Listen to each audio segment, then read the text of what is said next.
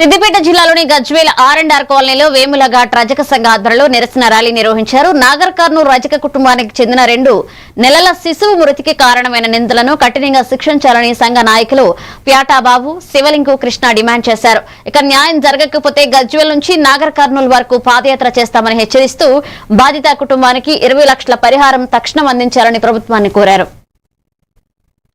వాళ్ళు ఈయనని పరిస్థితి ఉంది. వాళ్ళు ఎంత మొరబెట్టుకున్నా గానీ వాళ్ళు ఇష్టానుసారంగా కొట్టిరు తప్ప వీళ్ళ మాటలు ఇందే.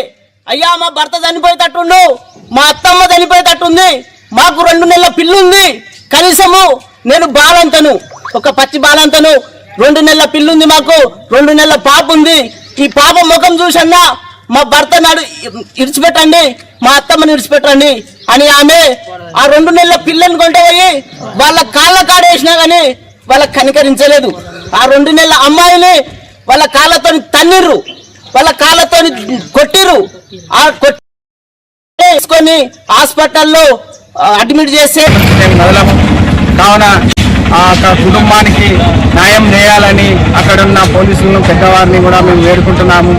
ఇది ఎందుకు అరెస్ట్ చేసినాక ఇన్ని రోజుల దాకా కూడా హత్య చేసిన వాళ్ళని అరెస్ట్ చేస్తలేరంటే ఇంట్లో ఏదో కుంభకోణం నడుస్తుందని మా అందరికీ తెలుస్తుంది.